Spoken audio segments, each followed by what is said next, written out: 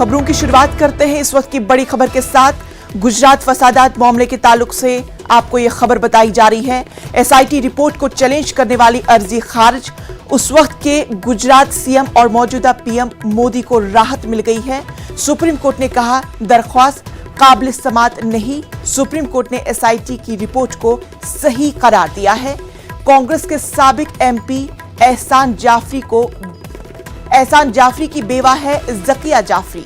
एहसान जाफरी गुलबर्ग सोसाइटी फसाद में मारे गए थे। तो गुजरात फसादात के ताल्लुक से इस वक्त की बड़ी खबर आपको बता दें, एसआईटी रिपोर्ट को चैलेंज करने वाली अर्जी को खारिज कर दिया गया है। उस वक्त के गुजरात सीएम और मौजूदा पीएम मोदी को राहत मिल गई है। सुप्रीम कोर्ट ने कहा कि दरख्वास्त काबिल समात नहीं है। सुप्रीम कोर्ट ने एसआईटी की रिपोर्ट को सही माना है। कांग्रेस के साबिक एमपी एहसान जाफरी की बेवा है जकिया जाफरी। एहसान जाफरी गुलबर्ग सोसाइटी फसाद में मारे गए थे। तो गुजरात फसादात के ताल्लुक से इस वक्त की बड़ी खबर।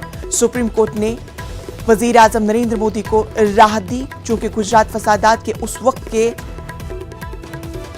वजीर आला मोदी थे और इस वक्त सुप्रीम कोर्ट ने एसआईटी की रिपोर्ट को सही माना है।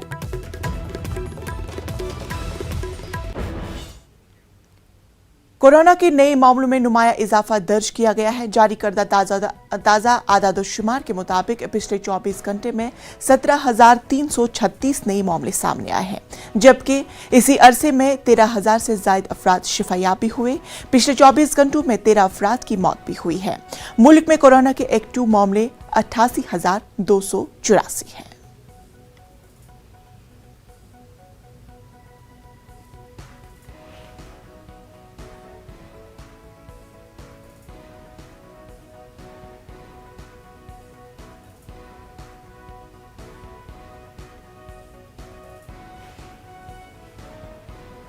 शिवसेना के खेमे में मची खलबली से महाविकास अघाड़ी हुकूमत पर बन आई है। हालांकि बागी खेमे को मनाने की हर मुमकिन कोशिश की जा रही है, लेकिन एकनाथ शिंदे अपनी बात पर कायम है। उन्होंने जुमेरात को ताकत का मुजाहिरा करने के बाद अब महाराष्ट्र के डिप्टी स्पीकर और गवर्नर को खत लिखा है, जिसमें उन्होंने 37 अरकान असेंबली की हिमायत का दावा किया है। खत में 37 अरकान असेंबली के दस्तखत भी है। एकनाथ शिंदे बागी खेमे के लीडर भी चुन लिए गए हैं। भारत गोखले को बागी ग्रुप ने खुसूसी नुमाइंदा मुकर्रर किया है।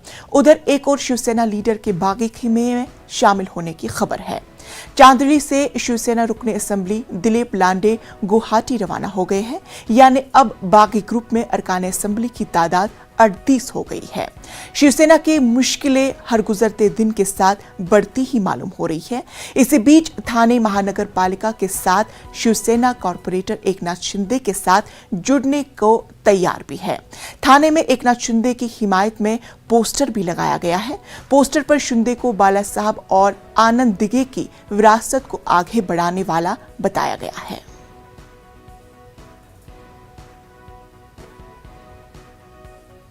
हमारी जो मीटिंग हुई, हमारी मीटिंग में जो सूरत हाल है उस पर बातचीत हुई और हम सिर्फ इतना ही कहना चाहेंगे कि कांग्रेस पार्टी जो है वो महाविकास अघाड़ी के साथ में है। जो कॉमन मिनिमम प्रोग्राम बना था उसको ध्यान में रखते हुए उद्धव जी के पीछे कांग्रेस पार्टी खड़ी हुई है, राष्ट्रवादी पार्टी खड़ी हुई है। मीडिया ने किसी भी बात को जो है तोड़ मोड़ के ना बताने का काम करे तो ज्यादा बेहतर होगा। Well, the situation is extremely fluid. There is a split in the major partner, Shiv Sena, and the situation about relative numbers is not yet clear. We are awaiting the final outcome of the split, whether the breakaway group goes and meets the governor and presents a formal request to be recognized as a separate group or not. We don't know. Till that happens, Shiv Sena is a intact group. It's a party which is the largest party of the alliance, and alliance is in existence, and we have assured our complete support to Mr. Uddhav Thackeray-led MUA government. इसके पीछे Bharatiya Janata party का हाथ है। Bharatiya Janata party का ED हो चाहे income tax हो, वो सारे लोग हमारे विधायकों को, मंत्रीगण को धमकाकर ले गए हैं।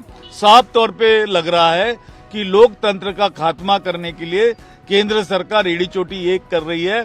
देखो, हमारी एकदम क्लियर है स्ट्रैटेजी कि शिवसेना के अंतर्गत का यह मामला है, और जब शिवसेना के अंतर्गत का मामला है, जब मुख्यमंत्री जी ने वर्षा बंगला छोड़ के चले गए हैं, तो हमारी भूमिका स्पष्ट थी, क्योंकि हम तो सत्ता में शामिल होने का नहीं, हमें जो मैंडेट मिला था अपोजिशन में रहने का मिला था। जो उनके पार्टी अंतर्गत जो सत्ता संघर्ष शुरू हो गया है उसमें हम महाविकास आघाड़ी के साथ है। अगर मुख्यमंत्री जी को नहीं रहना है और दूसरे किसी उनके पार्टी के किसी को बनाना है तो उनकी सोच है, और हम महाविकास आघाड़ी, हम बीजेपी को सत्ता से रोकने के लिए हम उनके साथ हैं। हमें बहुत सत्ता का लालच है, ऐसा कोई भूमिका नहीं। ये सब ईडी के वजह से ये खेल चल रहा है। अभी भी 2 मंत्री एनसीपी के जेल में हैं। एक शिवसेना का एक मंत्री को रोज ईडी कार्यालय में बुलाया जा रहा है। इस तरह का सत्ता का दुरुपयोग जो बीजेपी कर रही है ये बहुत घातक है। आज उनका है, कल किसी का होगा, ये समझ के चलना चाहिए।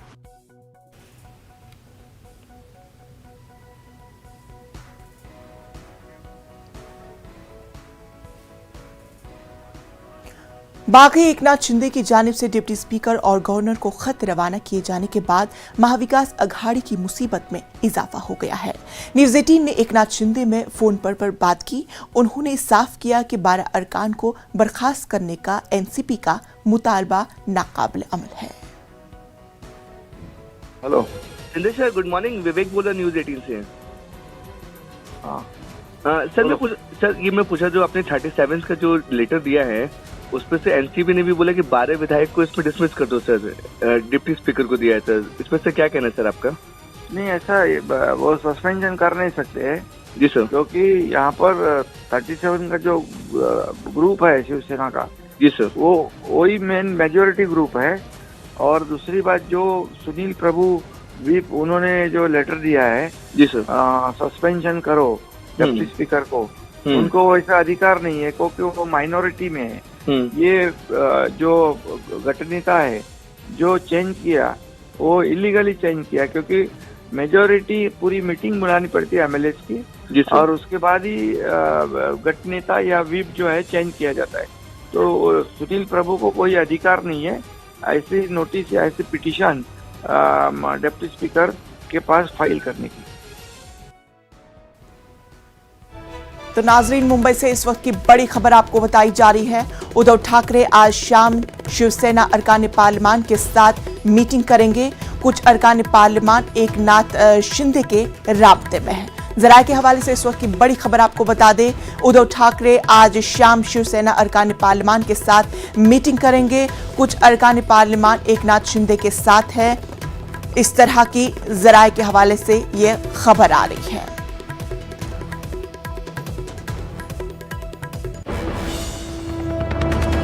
एक और खबर मुंबई से जुड़ी हुई। संजय रावत एनसीपी सरबराह शरद पवार से मुलाकात करेंगे। अब से कुछ ही देर बाद ये मुलाकात होगी। रियासत की मौजूदा सियासी सूरत हाल पर तबादले ख्याल किया जाएगा। तो बड़ी खबर, संजय रावत एनसीपी सरबराह शरद पवार से मुलाकात करेंगे। अब से कुछ ही देर बाद ये मुलाकात होगी। रियासत की मौजूदा सूरत हाल पर बातचीत की जाएगी। एक और खबर मुंबई से जुड़ी हुई। बागी अरकान असेंबली के पीएसओ के खिलाफ होगी कार्रवाई। महाराष्ट्र हुकूमत कर रही है तैयारी। इन अफसरों पर खुफिया एजेंसियों को इत्तला देने का है इल्जाम। तो बड़ी खबर बागी अरकान असेंबली के ताल्लुक से। बागी अरकान असेंबली के पीएसओ के खिलाफ कार्रवाई होगी। महाराष्ट्र हुकूमत तैयारी कर रही है। उन अफसरों पर खुफिया एजेंसियों को इत्तला देने का इल्जाम आयद किया गया है।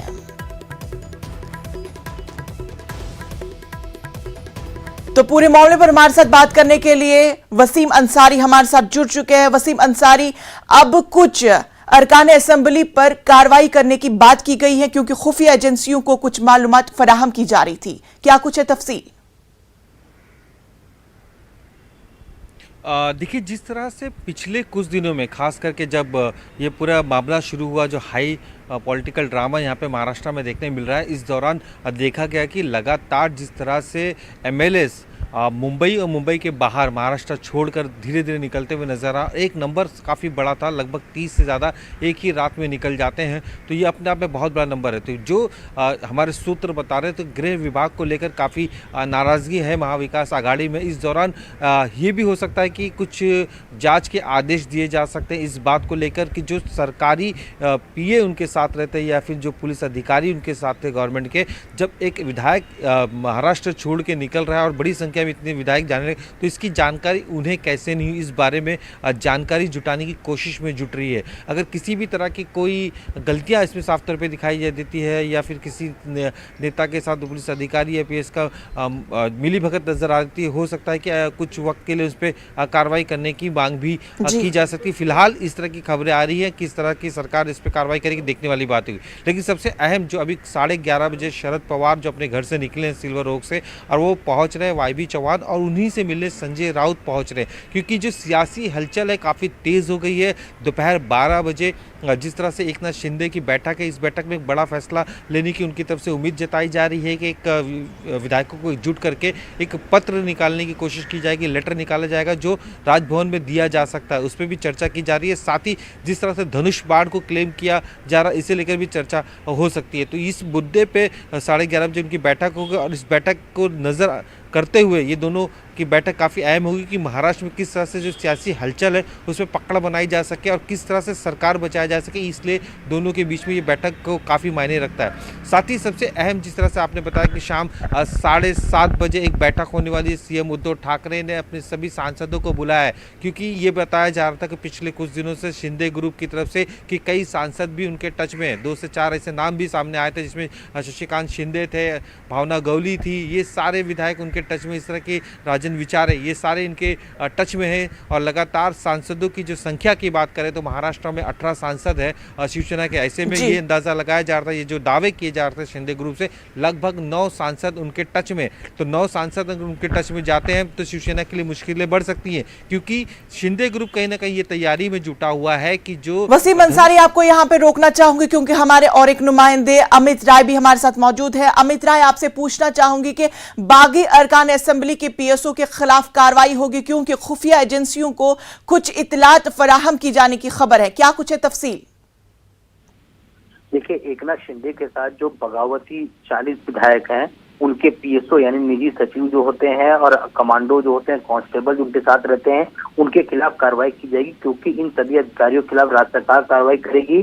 जब ये सभी विधायक विद्रोह के बाद महाराष्ट्र छोड़ रहे थे तो इन सभी अधिकारियों ने प्रशासन और फूका विभाग को सूचित नहीं किया कि ये लोग महाराष्ट्र से बाहर जा रहे हैं, और इसलिए उनके खिलाफ कार्रवाई का आदेश दिया गया और राज्य के सभी जिला कलेक्टरों को संबंधित जिलों के विधायकों के इन अधिकारियों को कारण बताओ नोटिस जारी करने का भी आदेश दिया गया है कि अगर आपका एमएलए, आपका मंत्री अगर महाराष्ट्र छोड़ रहा है, आप उनके साथ हैं, आप निजी सचिव, आपको सरकारी तरफ से अपॉइंट किया गया है, आप कांस्टेबल है या आप उनके बॉडीगार्ड है जो आप सरकार की तरफ से अपॉइंट किए गए हैं, तो आपने क्यों नहीं बताया कि ये लोग बाहर जा रहे हैं? इसके लिए इन पर कार्रवाई होगी। एक और ब्रेकिंग खबर मैं आपको दे दूं अभी कि YB चौहान पहुंच चुके हैं, संजय राउत, शरद पवार भी पहुंच चुके हैं और मौजूदा राजनीतिक घटनाक्रम पे संजय राउत शरद पवार की बैठक जो है कुछ ही देर में शुरू होगी।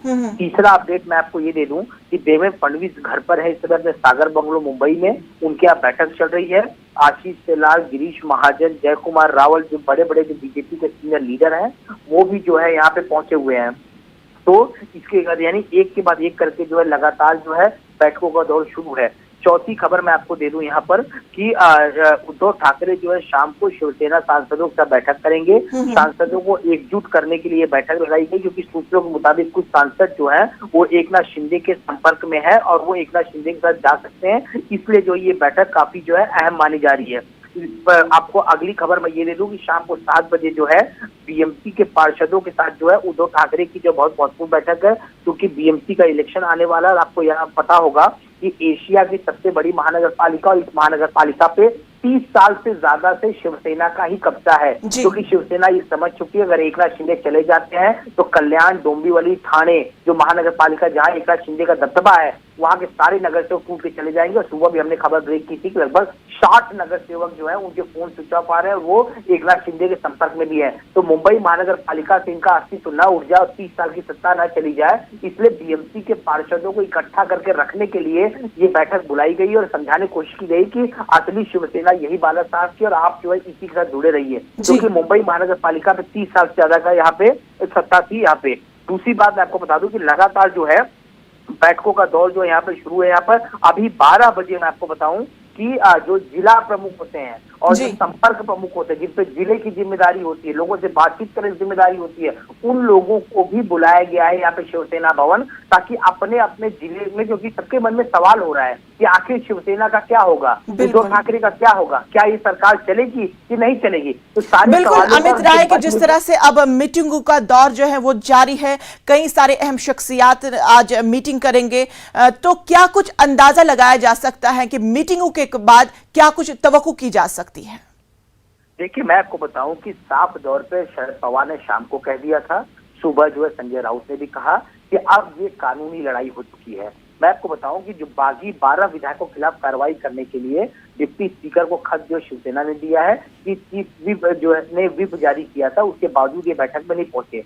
वहीं एकनाथ शिंदे का जवाब आता है कि पार्टी में सबसे ज्यादा संख्या हमारे पास है, चीफ व्हिप भी हमारा है, व्हिप जारी करने का अधिकार भी हमारा होना चाहिए। और वो जो व्हिप जारी करने की बात शिवसेना कर रही है, उन्होंने अपने घर पे बैठक बुलाई थी। तो व्हिप जो होता है वो विधानसभा के कामकाज के लिए बैठक बुलाता है, ना कि अपने घर पे निजी बैठक बुलाता है। तो ये नोटिस देने का अधिकार ही नहीं है। दूसरी बात आपको बताऊं, एक और जो टेक्निकल बात है, जैसे ही कल शाम को 12 विधायकों के अयोग्य करने के लिए यहाँ पे याचिका डाली गई डिप्टी स्पीकर के पास, तुरंत जो है यहाँ पे 37 विधायकों के हस्ताक्षर किए हुए पत्र वहां पहुंच जाते हैं। डिप्टी स्पीकर साहब, हमारे साथ 37 विधायक है और एफिडेविट के साथ, सबसे बड़ी बात है कि एफिडेविट के साथ आपको याद होगा कि 3-4 दिन पहले 34 विधायकों का एक सिग्नेचर की हुआ लेटर पहुंचा था। तो उसमें ये कहा था डिप्टी स्पीकर ने, कई लोगों की साइन से हमें एतराज है कि सिग्नेचर बराबर नहीं है। कोई कह रहा है कि मैं मराठी में करता हूँ तो अंग्रेजी में कर दिया गया, कोई कहता है कि मैं अंग्रेजी में करता हूँ मराठी में कर दिया गया। तो अब क्या चाल चली गई एकनाथ शिंदे द्वारा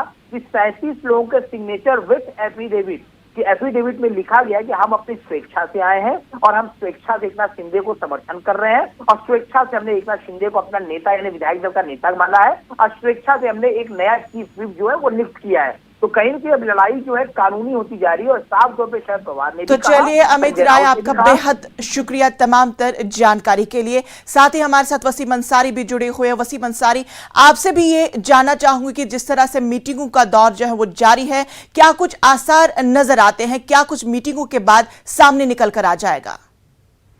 ब्रेक के बाद इस्तकबाल।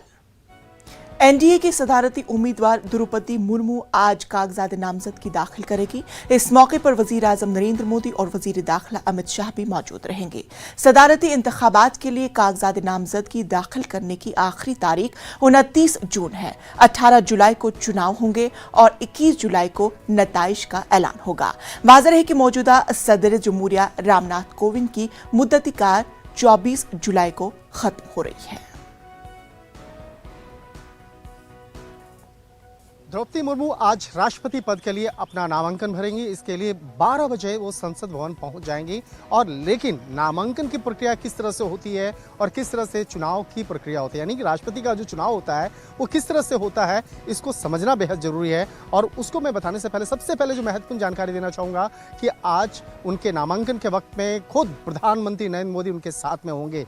और जो नामांकन होता है उस नामांकन के लिए 50 प्रस्तावक और 50 अनुमोदक उनके साथ होंगे। फिलहाल इस वक्त में मैं उड़ीसा भवन पे हूं और उड़ीसा भवन के अंदर में यहाँ पे द्रौपदी मुर्मू जो है यहीं पे ठहरी हैं। और जिस तरह से नामांकन की अगर बात करें तो नामांकन के लिए एक सांसद का वोट का वैल्यू 700 पॉइंट माना जाता है, जबकि विधायक का जो वोट वैल्यू होता है उस राज्य की आबादी के मुताबिक तय होता है। यानी कि जिस राज्य में जितनी बड़ी आबादी होगी उस राज्य के मुताबिक उस विधायक का वैल्यू उतना होगा। अगर कुल लोकसभा के तमाम सदस्यों की बात करें तो 543 सदस्य हैं और एमएलए जो मतदान करेंगे उनका कुल संख्या है 4033। और इसके साथ साथ जिस तरह से मतदान के समय में एक विशेष जो क्रम संख्या होती है उस क्रम संख्या पे मार्क लगाने के लिए एक विशेष कलम का प्रयोग किया जाता है जो चुनाव आयोग के द्वारा दिया जाता है। अगर उसका प्रयोग नहीं करेंगे तो वो रद्द माना जाता है। इसके साथ ही विधायक और सांसदों के कुल जो वैल्यू आंका गया है वो 10,86,431 और सांसदों के वोट का वैल्यू जो है 5,43,200 माना गया है, जबकि विधायकों का वोट का वैल्यू 5,43,231। तो एक तरह से कहा जा सकता है ये मतदान और मतदान से जुड़े हुए तमाम मसलों को लेकर आपको बता रहे थे। और इस वक्त में आप देख सकते हैं कि अब द्रौपदी मुर्मू निकलने वाली हैं उड़ीसा भवन से। द्रौपदी मुर्मू निकलने के लिए अब तैयार हैं, उनका जो वाहन है अब सज के तैयार है। अब उनका जो कैब है, उनका जो उनकी कार है वो यहाँ पे लग चुकी है और द्रौपदी मुर्मू यहाँ से निकलने के बाद सीधे संसद भवन की ओर जाएंगी। उनका जो फाइल है, उनके साथ में जो लोग हैं वो आप कैब में बैठने के लिए तैयार हैं। उनका जो विशेष वाहन, उनके साथ में सुरक्षा बलों का दस्ता और बीजेपी के कई सांसद जो हैं और कई मंत्री जो हैं, केंद्रीय मंत्री, वो भी साथ में जाएंगे। यहाँ पे देखा जा सकता है कुछ सांसदों को भी देखा जा सकता है जो यहाँ पर आए हुए हैं और यहाँ पर उनका जो दस्ता है अब पूरी तैयारी के साथ यहाँ से निकलेगा और निकलने के बाद सीधे ये सांसद भवन पहुँचेंगे और संसद भवन पहुँचने के बाद वहाँ पर तमाम औपचारिकताओं को पूरा किया जाएगा। तो एक तरह से कहा जा सकता है नामांकन के लिए द्रौपदी मुर्मू अब अपने उड़ीसा भवन से निकल रही हैं। हालांकि कल जब वो आई थी तो यहीं पे स्टे की थी, यहीं पे रात भर रुकी और उसके बाद कल तमाम सांसदों, विधायकों से, मैंने कई लोगों से उनकी मुलाकात हुई, प्रधानमंत्री से मुलाकात हुई, उपराष्ट्रपति से मुलाकात हुई, राष्ट्रपति से मुलाकात हुई और उसके बाद अब नामांकन भरने के लिए, अपना राष्ट्रपति पद के लिए नामांकन भरने के लिए द्रौपदी मुर्मू उड़ीसा भवन से रवाना हो रही हैं। वीडियो जर्नलिस्ट गौरव गिरी के साथ शंकर आनंद, न्यूज़ 18, उड़ीसा भवन, दिल्ली। उत्तर प्रदेश में बुलडोजर की कार्रवाई के मामले पर सुप्रीम कोर्ट आज समाअत करेगा। गुज़श्ता दिनों उत्तर प्रदेश हुकूमत इस मामले में हल्फनामा दाखिल कर चुकी है। उसने हल्फनामे में जमीयतुल उलमाए हिंद की अर्जी की मुखालफत की है। हल्फनामे में यूपी हुकूमत ने कहा है कि कार्रवाई ज़ाब्ते के तहत की गई है। उसने जमीयतुल उलमाए हिंद की जानिब से लगाए गए इल्जामात को बेबुनियाद करार देते हुए अर्जी को खारिज करने का मुतालबा किया है। उत्तर प्रदेश हुकूमत के मुताबिक इस मामले में किसी फरीक ने अदालत से रुजू नहीं किया है।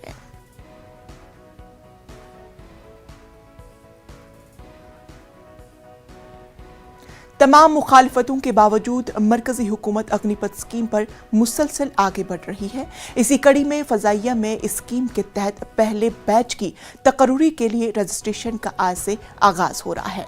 फजाइया में तमाम इंदराज सिर्फ अग्निवीरा के जरिए ही होंगे और तकरूरी के अमली अहलियत और इम्तिहान के निसाब में हुई तब्दीली नहीं की गई है।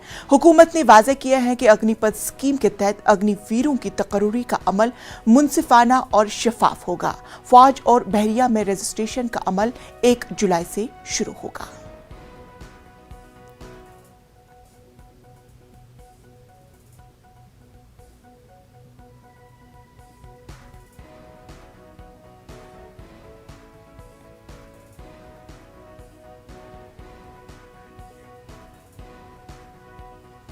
और अब खबर आसाम के सैलाब के ताल्लुक से। आसाम में सैलाब की सूरत हाल तशवीशनाक बनी हुई है। गुज़श्ता 24 घंटों के दौरान मजीद 7 अफराद की मौत हो चुकी है। महलूकीन की तादाद अब तक 107 हो चुकी है। रियासत के 32 अजला में 55 लाख से जायद लोग इस सैलाब से मुतासर हैं। मुतासरा अजला में जिला इंतजामिया की जानिब से कुल 845 रिलीफ कैंप कायम किए गए हैं, जहां 2,70,000 से जायद लोग पनाह लिए हुए हैं। वजीर आला ने कहा है कि NDRF, SDRF, फौज और दीगर एजेंसियां राहत रसानी के काम में जुटी हुई है। फंसे हुए लोगों को निकालने के लिए इजाफी दस्ते पहुंचने वाले हैं।